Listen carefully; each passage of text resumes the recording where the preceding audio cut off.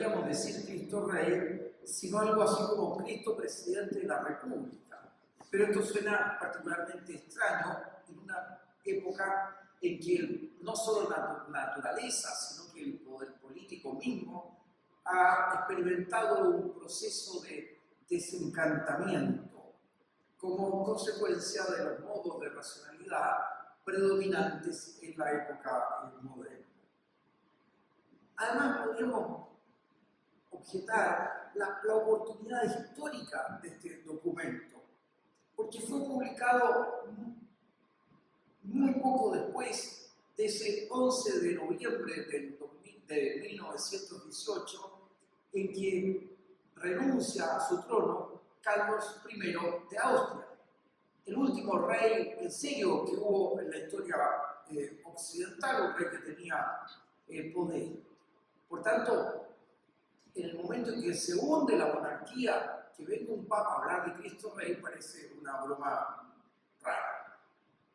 Sin embargo, precisamente allí, donde las dificultades que envuelve este lenguaje son más evidentes, precisamente allí puede estar la solución a los problemas que esta fiesta de Cristo Rey trae para los contemporáneos.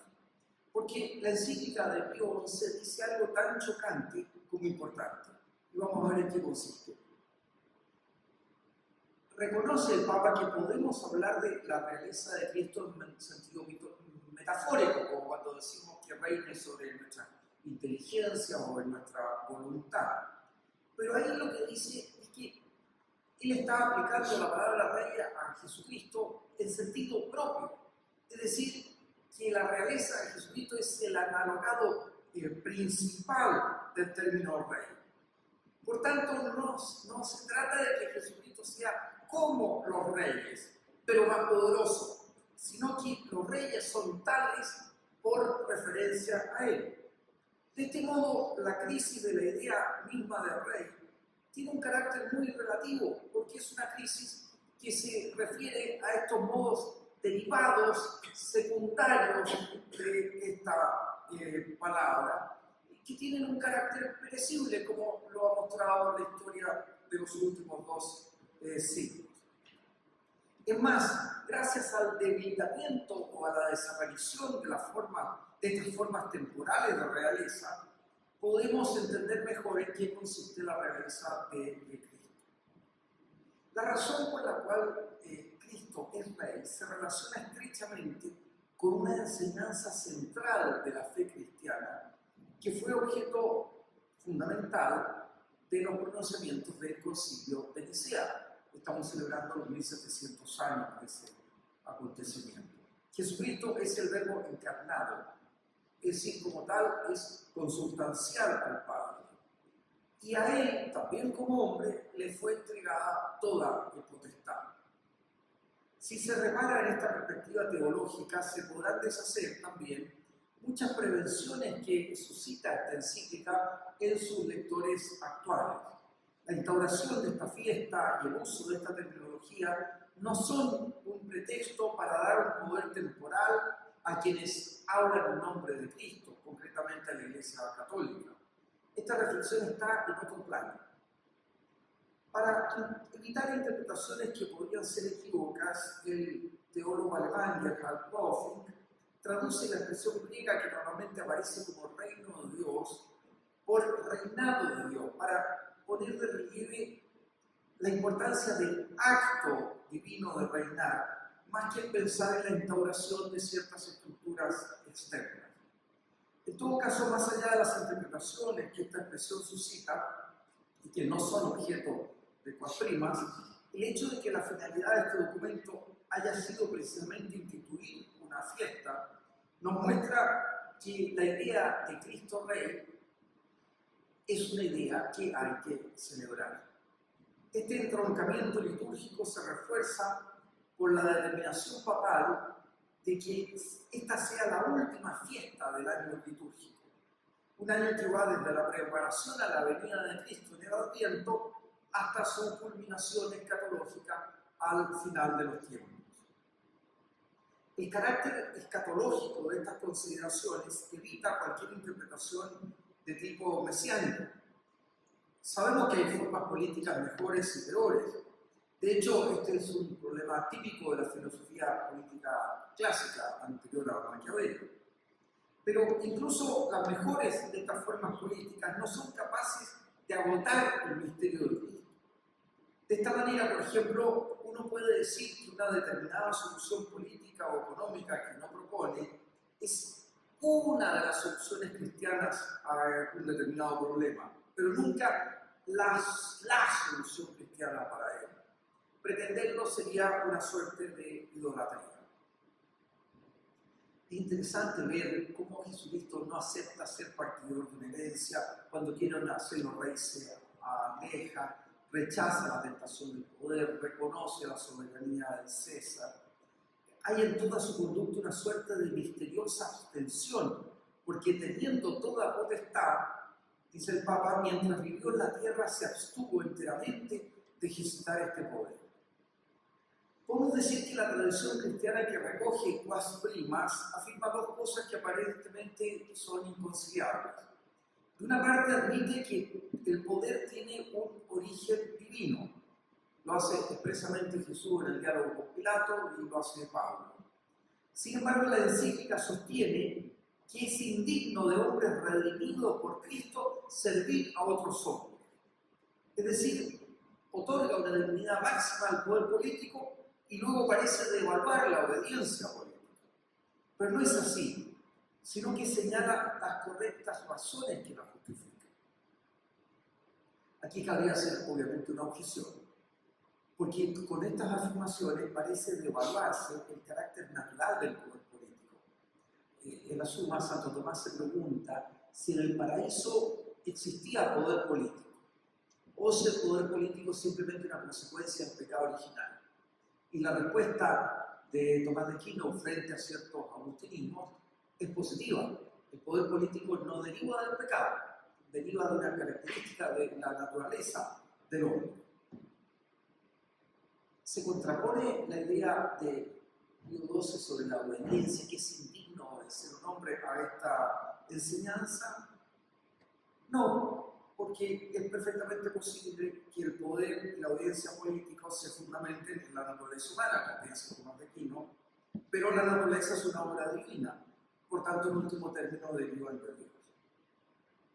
Lo dicho nos lleva a un tema que no es tratado por la encíclica, probablemente porque se halla entre las cosas que admiten diversas soluciones dentro de la teología cristiana. Existe un poder, existe una actividad política específicamente cristiana. Quienes estén influidos por el aristotelismo tenderán a decir que no hay tal cosa como una política cristiana, sino una política llevada a cabo por cristianos. En cambio, la visión más agustiniana, me parece a mí, me corregirán ustedes, que llevará a responder la cuestión de modo afirmativo. Tal vez esta sea otra modalidad de la discusión que fue tan amplia y a veces apasionada en el siglo XX, mediados del siglo XX, acerca de si sería o no una filosofía cristiana. No voy a hablar de esto para no alargar. En un sentido, nosotros podríamos decir que existe una política cristiana en cuanto que hay temas políticos que solo nacen con el cristianismo. Típico ejemplo que se da, pero un ejemplo que tiene muchos problemas, no lo voy a aplicar aquí, es el de los derechos humanos. Pero en todo caso, en un sentido débil, podríamos llamar política cristiana a aquella que es compatible con las exigencias de esta fe, a la que se inspira de esta fe, siempre que, como decía antes, no pretenda representarla de manera exclusiva. La encíclica muestra una gran confianza en los frutos benéficos que se derivarían del hecho de que los gobernantes pudieran persuadirse de que al ejercitar el poder político están cumpliendo una misión divina. Esto es muy interesante porque el origen divino de la autoridad lleva a la humildad y no a la arrogancia del derecho divino a los reyes. ¿Cuál es la posición de la encíclica en todas estas materias? Pienso que no toma partido por ninguna postura determinada, sino que se limita a rechazar alguna posición extrema como la representada por el laicismo. Quizás puede decirse que la reflexión pontificia tiene como trasfondo el cierto ideal de Estado confesional, ya que invita a los gobernantes a dar por sí mismos y por el pueblo públicas muestras de veneración a Jesucristo, ¿se entiende? Lo que resultaría más difícil de compatibilizar con un régimen de aconfesionalidad del Estado, que es una situación que la Dignitatis Humanae desde el Vaticano II aceptó explícitamente. Pero en todo caso, la afirmación de Quas Primas es todavía muy general y no se pueden sacar conclusiones muy definitivas. Voy terminando. Sería un error perder de vista la tercera y más extensa parte de la encíclica, la destinada a instaurar la fiesta de Cristo Rey. Con este documento, Pío XI no pretende hacer un tratado teológico-político, sino simplemente, o primeramente, no simplemente, instituir una fiesta litúrgica, que sin embargo tiene una consecuencia política importante. En efecto, quien reconoce a Dios como único soberano en sentido pleno, no se inclinará ante ningún sistema, grupo o figura política. Adorar es un supremo acto de libertad, enseña Ratzinger. Dentro de las diversas confesiones cristianas, el catolicismo le otorga una particular importancia a las fiestas. El Papa es consciente de que a través de ellas se transmiten mensajes de una manera muy superior a la que llevan a cabo los textos escritos. Este carácter social de la celebración es lo que pretende excluir el laicismo, que, influido por las ideas ilustradas, puede admitir las creencias religiosas, pero siempre que se reserven al ámbito estrictamente privado del individuo. La celebración de la fiesta no depende del carácter confesional o aconfesional del estado de que se trate, sino del hecho de que los seres humanos tenemos muchos motivos para alegrarnos, para celebrar el maravilloso hecho de la existencia. Y como se vio muchas veces a lo largo del siglo XX e incluso todavía, una política que pretenda restringir esta libertad sería también en lo humano una mala política.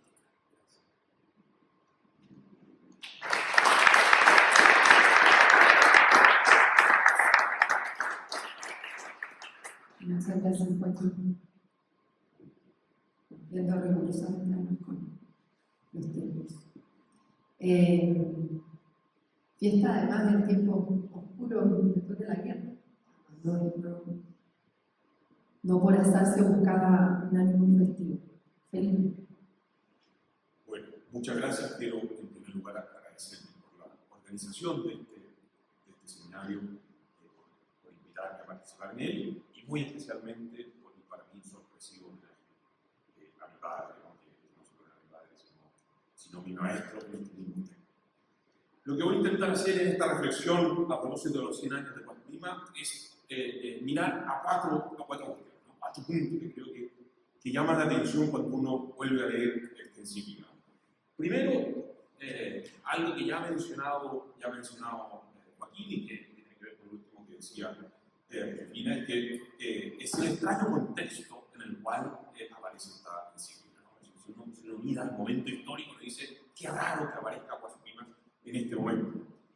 Luego, 2 posibles lecturas de la encíclica a partir de ese contexto. Como se verá, me inclino más bien por la segunda lectura que voy a presentar. Y en cuarto lugar, lo que me parece a mí que significa esa lectura para nosotros en el presente como comprensión de la fiesta. Vamos entonces a lo primero, ¿no? El contexto. Bueno, cuando uno mira el momento en el cual Pío XI escribe y publica Quas Primas, resulta que nos damos cuenta que hemos asistido en los siglos previos a esta encíclica a la progresiva pérdida del poder temporal de la Iglesia. Esto, por supuesto, viene de muy atrás, pero se ha acelerado con la Revolución Francesa y con todos los procesos revolucionarios que prolongan la Revolución Francesa en el siguiente siglo. El paradigma más visible de esto, de esta pérdida del poder temporal de la Iglesia, es el despojo de los estados pontificios en el contexto de la Revolución de Unificación italiana. Cuando Pío XI escribe esta encíclica, ni siquiera han comenzado las negociaciones, que van a empezar en 1926 para los pactos de Letrán, que recién se concretan en 1929, que alguno podría pensar que es una cierta restauración del poder temporal de la Iglesia. A mí me parece más bien que es la confirmación y consolidación definitiva del despojo. Más allá de los límites de Italia y su singular relación con el pontificado, en todo el resto de Occidente esta pérdida de poder temporal se manifiesta en el sometimiento de la Iglesia por el poder estatal. Uno de los capítulos de este sometimiento, no el único, y creo yo que no el más importante, es la progresiva separación de las iglesias y los estados. Hay una sorprendente coincidencia entre el año de la publicación de Quas Primas y el caso chileno. A la vez que se publicó Quas Primas, en Chile se da la separación de la iglesia y el estado. A su vez, no mirando a la iglesia sino al mundo, descubrimos que lo que se ha producido es la aceleración de los avances del laicismo. No solo en lo que esto significa en sus relaciones formales, las relaciones formales de los poderes temporales con la iglesia, sino también y sobre todo en la consolidación de modelos sociales y políticos que reniegan del orden divino de la creación. Que de algún modo podríamos resumir en la constitución del hombre como legislador absoluto, del hombre como un legislador que no reconoce a algún legislador anterior.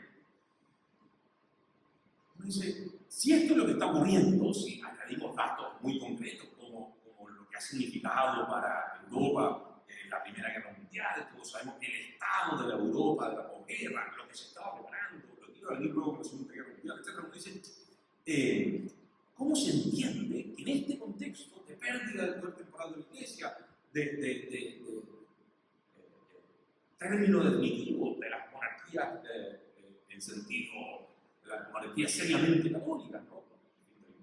Etc., ¿cómo se explica la aparición de este siglo? Bueno, creo que hay dos grandes lecturas de esto, ¿no? Dos grandes interpretaciones. Una interpretación es leer esta encíclica como un esfuerzo desesperado e ilusorio por rescatar un orden social y político en el que la Iglesia tenía grandes privilegios y que parece definitivamente perdido. Me permito traer a colación una conversación en un chat privado entre un amigo mío y otra persona a la que le había enviado el texto de la encíclica, este amigo, y esta otra persona responde en los siguientes términos. Muchas gracias. Ya la he leído y solo te puedo comentar que esos años fueron tiempos difíciles para la institución jerárquica, que veía amenazado su otrora gran poder, enraizado en su estrecha relación con las monarquías, la nobleza y la burguesía económica. Ya había recibido los embates del socialismo comunista, la revolución bolchevique, la teoría evolutiva de Darwin, el psicoanálisis de Freud, la muerte de Dios, Nietzsche y muchos otros. Que Pío XI congrega con el nombre de la peste del laicismo. Bueno, en verdad, esa jerarquía institucional no ha cesado de perder poder e influencia en el mundo civil de la sociedad actual, hasta el punto de que el reconocido teólogo Karl Rahner llega a afirmar que el magisterio eclesial tendrá que reformular muchos de los dogmas propios de los tiempos precientíficos y adaptar las imágenes míticas del Creador a una conciencia universal sobre el cosmos muy distinta a la del primer milenio, so pena de extinguirse en el olvido de una etapa ya pasada. Lectura completamente demoledora, ¿no? Por supuesto, esta es una lectura que está en el extremo, ¿no? En el extremo de esa visión, ¿no? Pero sin conceder el extremo crítico de esta lectura, lo cierto es que hay muchos católicos que, sin embargo, hacen una interpretación que en último término tiene el mismo trasfondo. Quas Primas correspondería a uno de los últimos documentos de un magisterio que sería superado por una nueva comprensión que la Iglesia alcanzaría de su relación con el mundo. Esta nueva comprensión se consolidaría, por supuesto, en los documentos del Concilio Vaticano II y en el magisterio posterior. Pero creo que hay una segunda lectura de la aparición de Quas Primas en este contexto tan extraño y que es la que me parece que es más cercana a la realidad. Yo creo que podemos intentar leer este documento con la luz que aporta la consideración de la misión profética del magisterio de la Iglesia, cuyo sentido completo y definitivo no puede ver ni el mismo Pío XI, ni nosotros, aunque nosotros quizá más que él. Para esto hay que entender que la misión profética es doble, ¿no? Es decir, hay una doble función en el profeta. La del juicio y la del anuncio.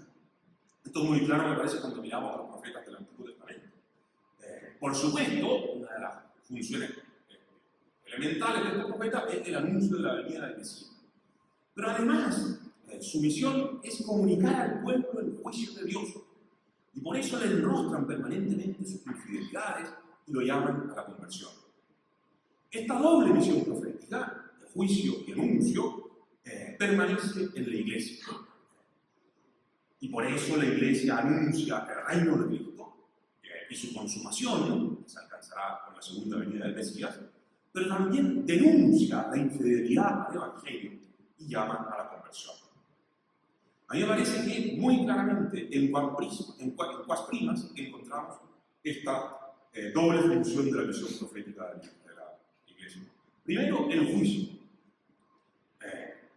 Cito a Dios: desterrados Dios y Jesucristo de las leyes y de la gobernación de los pueblos, y derivada la autoridad, no de Dios, sino de los hombres, ha sucedido que hasta los mismos fundamentos de autoridad han quedado arrancados, una vez suprimida la causa principal de que unos tengan derecho de mandar y otros la obligación de obedecer, de lo cual no ha podido menos que seguirse una violenta conmoción de toda la humana sociedad, privada de todo apoyo y fundamentos. Suena aquí, como ya lo dijo Joaquín, la frase que nuestro Señor le dijo a Pilato: no tendrías ningún poder si no te hubieses sido dado de lo alto. Lo que está denunciando Pío XI es la negación del origen divino de la autoridad, la cual, dice, supone la condena de los hombres a la esclavitud. Porque, nos recuerda, por el apoyo de San Pablo, dice: es indigno de hombres redimidos por Cristo servir a otros hombres. Rescatados habéis sido a gran costa, había dicho San Pablo, no queráis ser sus siervos de los hombres. La modernidad política que denuncia, yo sé que modernidad política es un término equívoco, que puede significar muchas cosas, y habría que hacer muchos matices en los cuales no vamos a entrar aquí. Entiendo por modernidad política aquello que está denunciando Dios. La modernidad política se funda precisamente sobre esta negación. Y todos los desarrollos de esta modernidad están marcados por la siguiente paradoja. La libertad personal o individual parece que es un obstáculo para la vida social. Pero no podemos vivir sin los demás, así que debemos renunciar a esa libertad. Es decir, devenir libremente esclavos, con la esperanza de que la vida política nos devuelva algo de lo que perdemos con esta renuncia. La lógica de la política moderna, por lo tanto, es la lógica del esclavo, la lógica del sometimiento, que destruye toda posibilidad de una verdadera comunidad. Esto es fundamentalmente lo que denuncia Pío XI como la peste que infecciona a la humana sociedad. Permítanme una cita un poco más larga. Se comenzó por negar el imperio de Cristo sobre toda la gente. Se negó a la Iglesia el derecho fundado en el derecho del mismo Cristo de enseñar al género humano, esto es, de dar leyes y de dirigir los pueblos para conducirlos a la eterna felicidad. Después, poco a poco, la religión cristiana fue igualada con las demás religiones falsas y rebajada indecorosamente al nivel de estas. Se la sometió luego al poder civil y a la arbitraria permisión de los gobernantes y magistrados. Y se avanzó más. Hubo algunos de estos que imaginaron sustituir la religión de Cristo con cierta religión natural, con ciertos sentimientos puramente humanos. No faltaron estados que creyeron poder pasarse sin Dios y pusieron su religión en la impiedad y en el desprecio de Dios. Los amarguísimos frutos que este alejarse de Cristo por parte de los individuos y de las naciones ha producido con tanta frecuencia y durante tanto tiempo, los hemos lamentado ya en nuestra encíclica Ubiarcana y los volvemos hoy a lamentar al ver el germen de la discordia sembrado por todas partes, encendidos entre los pueblos los odios y rivalidades que tanto retardan todavía el restablecimiento de la paz, las codicias desenfrenadas que con frecuencia se esconden bajo las apariencias del bien público y del amor patrio, y brotando de todo esto, las discordias civiles, junto con un ciego y desatado egoísmo, solo atento a sus particulares provechos y comodidades, y midiéndolo todo por ellos. Destruida de raíz la paz doméstica por el olvido y la relajación de los deberes familiares, rota la unión y la estabilidad de las familias, y en fin, sacudida y empujada a la muerte la humana sociedad. podríamos nosotros perfectamente ilustrar quizá mucho mejor que Pío XI a qué extremo puede llegar el desprecio de Dios y su orden. Esta es la dimensión de juicio de la misión profética que creo yo que está desempeñando Pío XI en este siglo. Pero está también la dimensión de anuncio. No se queda el Papa, si nos quedáramos con esto, parecería una amarga lamentación de lo que ha ocurrido, ¿no? Pero no se queda en tan amarga descripción, ni simplemente en la denuncia de lo que hace el mundo al quitarse a Dios de encima. El documento, de hecho, si uno lo lee completo, no tiene en su conjunto un espíritu pesimista y desconsolado, sino que por el contrario, se descubre un sentido optimista y esperanzador. Comienza, de hecho, advirtiendo que todavía podemos buscar la paz de Cristo en el reino de Cristo. Y añade que no hay medio más eficaz para restablecer y priorizar la paz que procurar la restauración del reinado de Cristo. Esto, sin embargo, puede ser leído equivocadamente. El propio texto, creo yo, puede dar lugar a esa equivocidad, al hablarnos, por ejemplo, de restauración. Podría parecer que de lo que se trata es de retroceder a unos órdenes temporales concretos. Para algunos serán próximos, los estados confesionales. Para otros, más remotos, los regímenes políticos de la cristiandad medieval. Pero esto, me parece a mí, es una lectura incorrecta. Lo que llamamos cristiandad medieval, otra generalización impropia, refiere a unas configuraciones políticas y políticas llenas de dificultades y contradicciones. Parecen estar marcadas por el deseo de asegurar institucionalmente lo que es inasegurable, que es inasegurable por medios temporales, ¿no? Que es el Evangelio.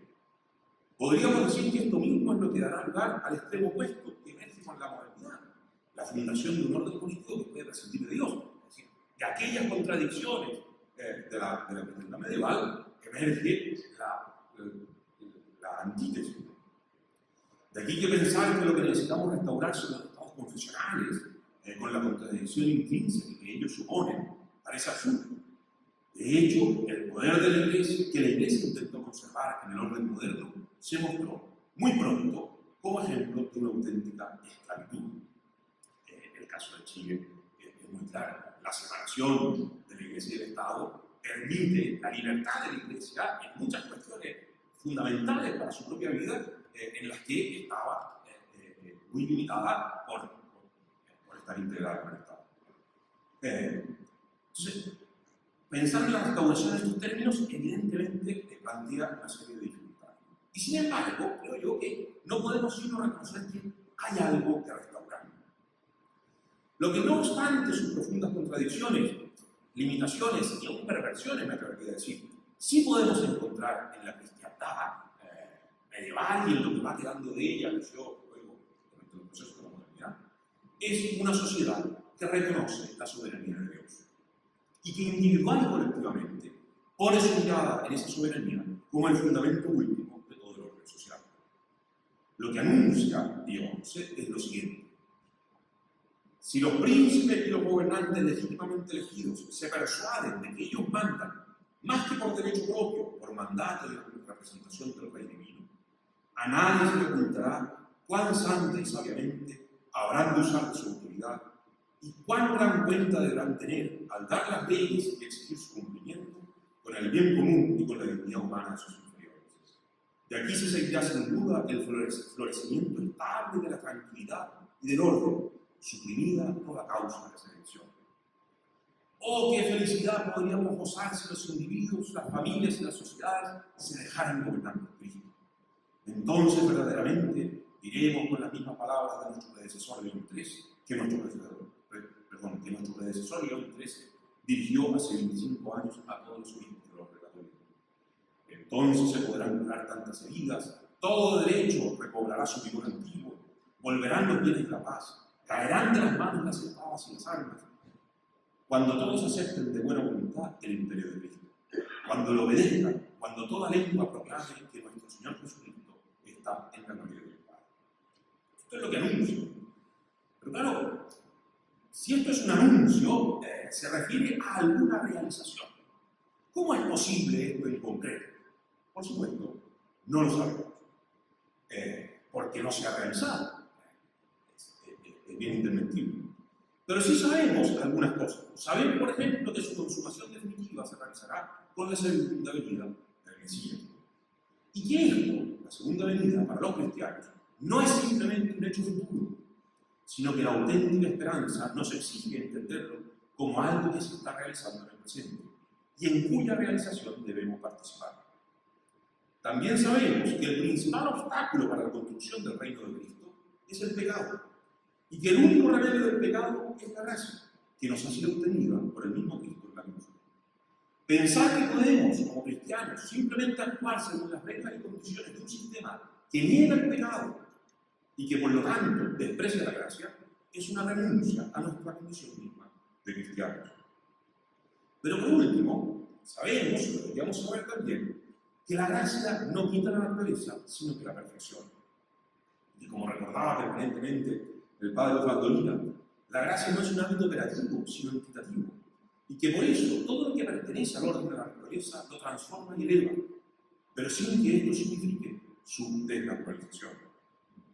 Por ello, decía siempre, el catolicismo no es una religión sino una vida.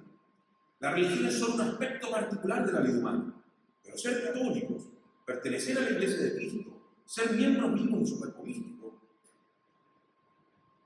estar completamente transformados por la caridad, no es una dimensión particular de nuestras vidas, sino nuestra vida misma. Por eso nuestras familias las llamamos familias católicas, nuestra amistad es una amistad católica, y nuestra política debería ser también una política católica. Lo que esto significa respecto de la política es lo siguiente, permítanme citar al padre Osvaldo y con esto voy a terminar. Dice: la política católica continuará sin duda alguna respondiendo exactamente al dictado de política.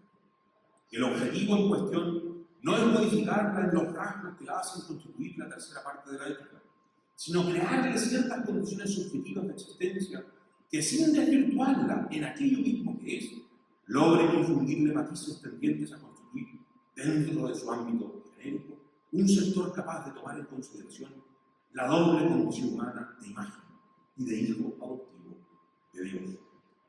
Creo que la fidelidad, creo que la fidelidad a nuestra catolicidad, que la fidelidad, que tomarnos en serio esto que decimos con tanta facilidad, tan superficialmente, y que debiera estremecernos. Somos hijos de Dios. Creo que la fidelidad es, en esta dimensión política de la vida humana, es la que nos permitirá discernir en cada tiempo y circunstancia las exigencias del anuncio profético de Juan Pérez. Gracias.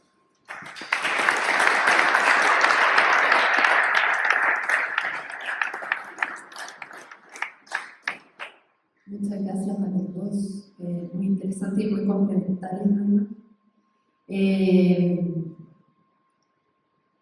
Quizás una forma de partir y que nos permite ir un poco al contexto que decía la encíclica a propósito de estas dos lecturas de las que habló Felipe, dos lecturas posibles de la encíclica, y una primera en algún sentido incorrecta, pero me imagino que hacen referencia a ella y por lo que yo como observadora de lejos e ignorante alcancé a advertir, fue una lectura igual más o menos extendida, y me imagino que tanto afuera, desde fuera como dentro de la iglesia. Entonces, a propósito de esa primera lectura en algún sentido incorrecta, siento que puede leerse como este puro lamento, además, que abandona esta dimensión profética de la encíclica de Pío XI. ¿En qué sentido Joaquín está de acuerdo con la posibilidad de esa lectura, que es incorrecta, digamos? Y sobre todo preguntarles cuán extendida estuvo y cuán dominante fue, pienso sobre todo al interior de la iglesia y el impacto que puede haber tenido para procesos posteriores tan relevantes como los que ocurrieron, ¿no? A propósito de la referencia que tú mismo hacías al posterior concilio, ¿cierto? Eso, no sé qué quisiera ver. En fin, después les puedo dar espacio a las réplicas que cada uno hace. Lo mío muy breve, estoy de acuerdo. La lectura es la segunda, no la primera. Incluso de las cosas que nos llama hoy día la atención, lectores contemporáneos, este hombre es de un optimismo infinito. Y no ha visto lo que pasó después, que viene. Entonces, esto no es un lamento del mundo que se fue. Tengo ganas de hacer unas preguntas, sí, pero después. Quizás que Felipe primero responda eso. Simplemente sobre un aspecto de tu pregunta, que es cuán extendida fue esto, sobre todo dentro de la Iglesia. Pero yo creo que cuando uno piensa en lo que significó el Concilio Vaticano II, claramente esto produjo una división muy fuerte. Una división muy fuerte donde emergieron dos visiones completamente opuestas, ¿no? Una, que podríamos llamar, en la división que las categorías suelen ser muy poco, ¿no? Progresista, ¿no? Que dijo efectivamente hay un magisterio previo que hay que dejar atrás, que respondía a unas incomprensiones de la Iglesia, que estaba entregada a una visión temporal, etc. Bueno, y luego había una visión tradicionalista, mucho menor que la que llamaríamos progresista, que se oponía absolutamente en los términos de, mira, el estado ideal era aquel que perdimos inmediatamente, necesitamos volver a los estados confesionales, etcétera, y por tanto cualquier declaración en dirección contraria es herética. Y esto fue muy predominante en la discusión. Pero había una tercera posición que yo creo que se ha ido desplegando en el tiempo y que yo creo que es la más razonable y la más sensata, que es lo que Benedicto XVI ha llamado hermenéutica de la continuidad. Y en la cual, en este tema en particular, creo yo que Benedicto XVI retoma muy claramente la misión profética de Pío XI. Yo creo que el modo en que Benedicto XVI va entendiendo la relación entre el orden temporal y la Iglesia, entre la fe y la razón, etc., está muy en línea, creo yo, con una lectura como la segunda que creo que hay que hacer de la Le daré la palabra a Joaquín con sus preguntas, pero es interesante porque esa distinción que hace, obviamente siempre las categorías se quedan cortas, pero entre esta interpretación, esta posición más progresista versus la tradicionalista después del concilio, parecieran, a pesar de estar en lugares opuestos, tener una misma lectura de esa encíclica, ¿no? Y en cambio esta lectura, por así decir, más profética, permite quizás una reconciliación de perspectivas, ¿cierto?, situándose en esa dimensión de la llamada de Pío XI. Joaquín, ¿tú querías hacerle algunas preguntas? Estoy totalmente de acuerdo con lo que dices tú. Ahora estoy leyendo varios tomos de las obras completas de Ratzinger y su análisis de los documentos Vaticanos II son de una sutileza, a veces no son fáciles de entender, pero muy fino, muy fino. Ahora que salió la noticia de que vimos a ese doctor de la iglesia, uno dice, aquí hay un candidato a ser doctor de la iglesia, unos siglos más o años más, no sé. Pero ahora, estaríamos de acuerdo. Tengo un tema de los estados pontificios. Yo veo a Garibaldi como en el Antiguo Testamento a todos esos reyes que en el fondo son el instrumento de Dios para purificar al pueblo de sus pecados, de su idolatría, etc. Es decir, Garibaldi, primero, los estados pontificios eran una estafa. O sea, la donación de Constantino nunca existió. Por tanto, si usted es dueño de algo que se lo ha robado o de buena fe, lo que sea, usted no debe mantenerlo eso, aparte de otras razones más profundas. ¿Ya? Y que venga un Señor todo lo masón que se quiera a liberarnos de eso, es una maravilla. Lo curioso es que en su momento se vio como una desgracia y con el tiempo se ha visto que los beneficios han sido enormes. Que no ha perdido influencia, sino que ha ganado influencia. Estaríamos de acuerdo en eso, ¿no? El último, en lo que estoy mencionando. No, a ver, espérate. Pero lo anterior sí, que lo sustantivo. A ver, yo creo que efectivamente las relaciones de la Iglesia con los poderes temporales han sido relaciones carnales ilícitas, ¿no? Y que le han traído grandes daños a la Iglesia. Yo creo que el núcleo de la cuestión está en que cuando la Iglesia se encuentra con el poder temporal, más allá de la donación de testigos, etc., ¿no? Pero cuando la Iglesia se encuentra con el poder temporal, parece que progresivamente va creyendo que puede usar del poder temporal, puede usar del derecho, puede usar de las instituciones políticas para darle fuerza, estabilidad, para asegurar aquello que ella tiene en el propósito, que es el Evangelio. Y claro, y esto inevitablemente pervierte el Evangelio, porque el Evangelio no es asegurable por medio temporal. Y entonces, claro, como las iglesias, como las cosas no son de blanco y negro, sino están llenas de grises, yo creo que es absolutamente indesmentible que ese uso del poder temporal en la construcción de la cristiandad medieval trajo grandes bienes concretos, grandes bienes, porque Dios hace lo que quiere cuando quiere, ¿no? Saca bienes, pero que hay un gran bien para la iglesia en la pérdida del poder temporal. Pero de ahí no se deriva que el orden temporal y la legislación sean indiferentes. Exactamente, el problema es pensar que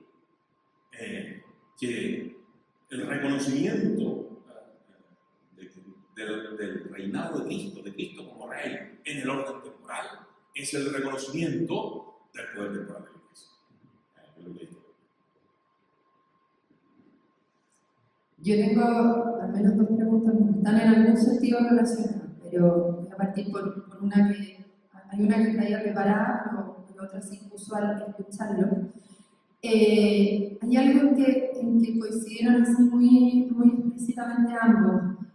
Cuando Joaquín hablaba de esta dimensión en la encíclica, ¿cierto? Esta reivindicación, ¿cierto? Del origen divino del poder, ¿no? Cuando hablaba de esta contradicción o eventual contradicción, que no está esto, pero que podía ser una eventual contradicción entre este poder que tiene origen divino y que sin embargo es indigno al mismo tiempo de hombre, que no debieran servir a otros hombres o estar dispuestos a someterse a otros hombres, ¿cierto?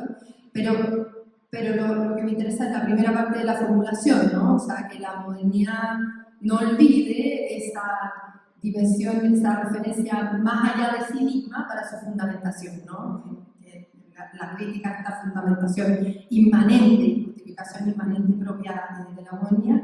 Y por otro lado, Felipe hacía referencia hacia el final, a propósito de la traducción política, ¿cierto?, de todo esto, el hecho de que somos hijos de Dios, ¿no? Son como dos dimensiones parecidas, ¿cierto?, que se verían de este texto, la referencia a este fundamento más allá del ser humano, de la política, en la cual en parte se realiza la existencia de los seres humanos, y el hecho de que en ese espacio de la política son siempre expresión también, signo, ¿cierto?, de ser hijos de Dios.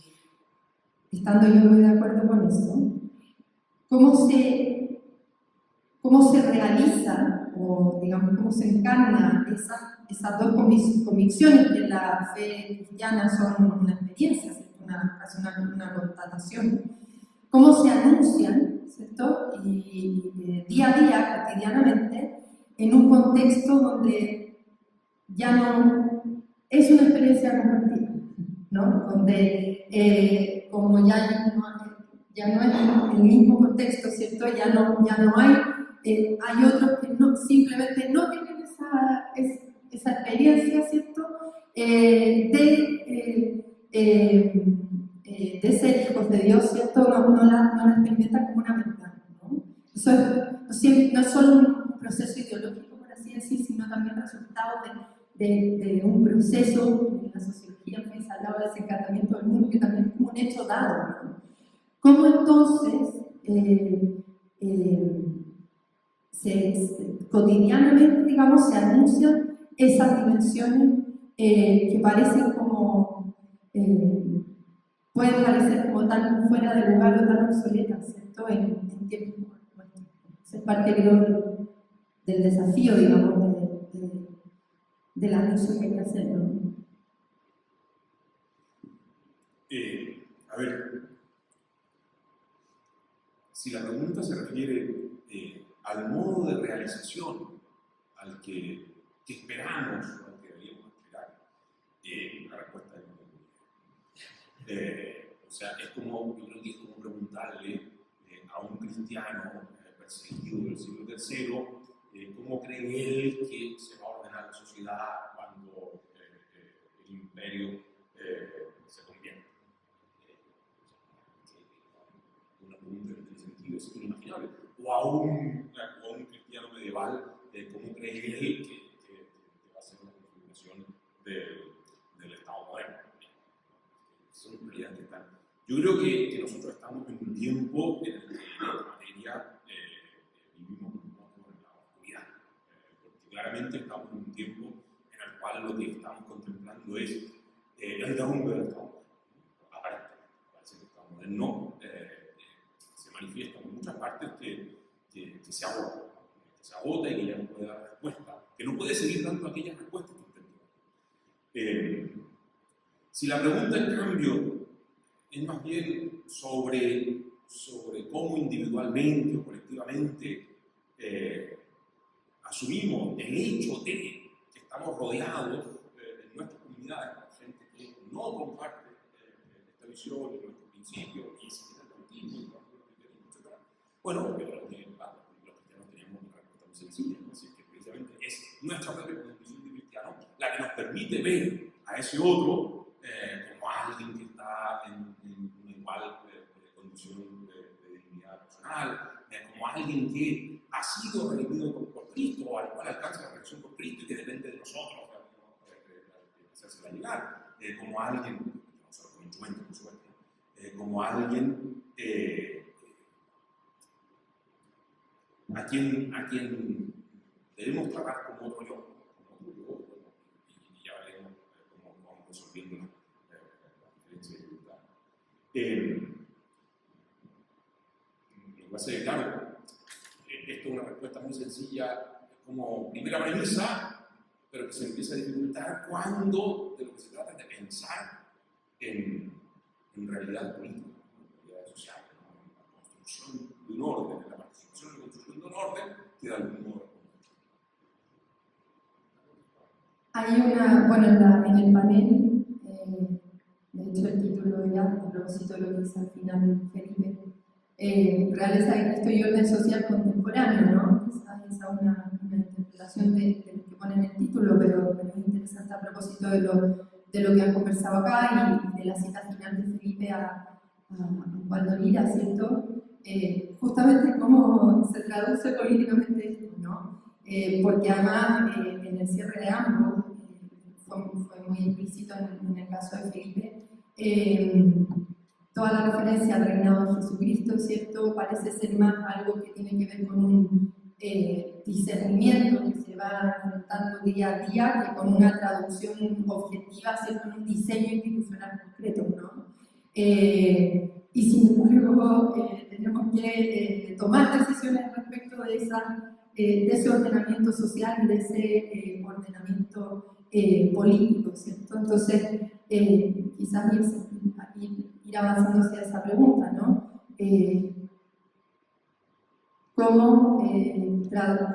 ¿Cómo se puede ir avanzando? Y quizás está mal formulada la pregunta, ¿no? Puede ser que esa sea parte de la respuesta, pero cómo se traduce políticamente, ¿cierto? Este anuncio, ¿cierto? Profético de la encíclica en tiempos democráticos como los que vivimos hoy día, o si acaso no hay una respuesta definitiva a ello. No sé si es la pregunta, pero me acuerdo una vez a un ministro de Caché, hice una pregunta muy complicada y contestó cualquier cosa. Y la Raquel Correa, la entrevistadora, le decía, pero esa no es mi pregunta. Y él contestó, sí, pero esa es mi respuesta. Bueno, esta encíclica puede ser leída, y creo que habría que trabajar un poquito más, como algo muy sencillo, quiere decir, no adore usted ningún poder terrenal, no sea idólatra. Y resulta que históricamente, liberando supuestamente a la gente del yugo de la religión, nos llevaron a Stalin o a Auschwitz o al mall, digamos, un mall desenfrenado. Y tenemos gente que ha perdido libertad. Y leí así que es una lectura muy minimalista, pero es un documento que se pone muy interesante. Con un lenguaje que, claro, pestífera, la peste, no sé qué. Hoy día uno ve en general en los papas, cuando se acerca a un Benedicto, Juan Pablo II, una realidad, no le dice pestífera, sino le dice, ¿qué tienes de sano? Y qué es lo que hay que no has entendido y que el mensaje cristiano te ayuda a entenderte a ti mejor que lo que tú mismo te entiendes. Más que ponerle escepticidad.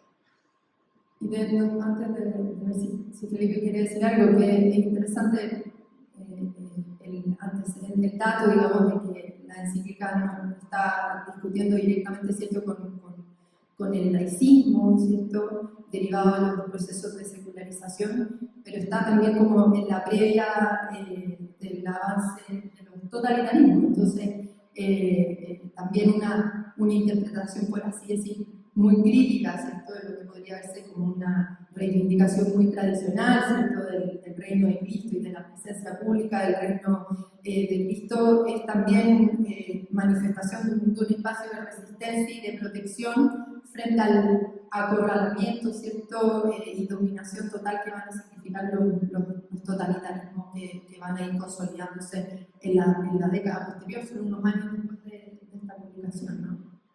En algún sentido fue profético también respecto de eso. Sí, yo creo que no era muy difícil ser profético porque el totalitarismo de algún modo son la consumación natural de los procesos que se han iniciado antes de la cristianismo y ya estaban consumándose dentro de la. Y hoy vemos cómo se consuman formas de totalitarismo completamente nuevas, más terribles, más profundas, porque son más engañosas y que siguen siendo como la circulación de estas enfermedades de la modernidad cada vez más. Y algo que está en el inicio de la encíclica que es interesante es No, una cosa muy breve. No era difícil, pero era difícil, porque ¿cuántos cristianos se tragaron el cristianismo marxista o el marxismo cristiano? Y después en Italia. Ahora acabo de dirigir una tesis doctoral maravillosa sobre Augusto del Noce. Augusto del Noce crece en una familia católica y ve cómo los católicos se encandilan, no es que se encandilen con el fascismo, sino que dicen, este es un aliado, porque la Iglesia había pasado todo el siglo XIX peleando con el liberalismo y el fascismo era antiliberal. Y en el siglo XX había tenido que pelear con el marxismo o con el comunismo y el fascismo era anticomunista. Por tanto, los enemigos de mis enemigos son mis amigos. Y él ve con horror que muchos católicos, no es que sean fascistas, pero dicen, apoyemos al fascismo, después vemos y lo manejamos y hacen un pacto con el diablo, creyendo que iban a manejar el diablo. El pobre del Noce se angustia, es apasionante esa historia. De modo que, visto de ahora, hubiese visto más o menos obvio, pero ¿cuántos católicos se encandinaron con esto? Es muchísimo.